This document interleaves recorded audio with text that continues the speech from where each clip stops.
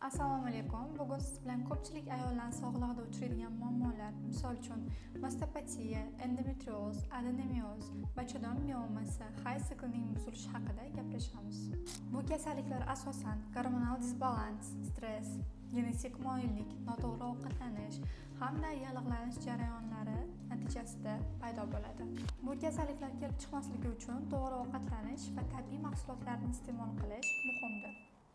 Ko'proq yong'oqlar iste'mol qiling. Ular omega 3 manbai. Qatiq, sut, tvorog, bular kalsiy manbai. Ko'k choy, zanjabilli choy va yalpizli suv, ular yallig'lanishga qarshi va metabolizm uchun yaxshi. Shakar, gazli ichimliklar hamda fastfoodlarni kamroq iste'mol qiling. Lekin ko'pchilik bu narsaga amal qilmaydi va tepada sanab o'tgan kasalliklarga duch kelishadi. Sizga yechim sifatida endomastinni tavsiya etamiz. Endomastin bu ayollar sog'lig'ini qo'llab-quvvatlash uchun maxsus ishlab chiqarilgan va albatta tarkibi uchun tabiiy mahsulotlardan foydalanilgan. Endomastin bu Turkiyada ishlab chiqarilgan hamda halol sertifikatga ega preparat.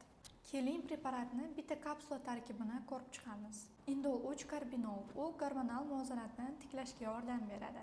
Epigalat yallig'lanishga qarshi hamda antioksidant tarkibiga ega.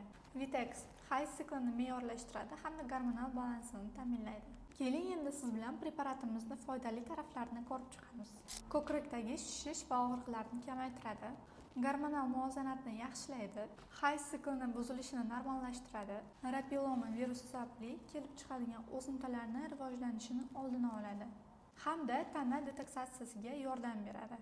Preparat kuniga 2 mahal bitta kapsuladan ovqat vaqtida qabul qilinadi. Va albatta kurs muddati shifokor tavsiyasiga qarab belgilanadi. Hamda batafsil ma'lumotlarni damar.uz saytimizdan olishingiz mumkin. Sog'lig'ingizni asrang, videoga like bosing va do'stlaringizga yuborishni unutmang.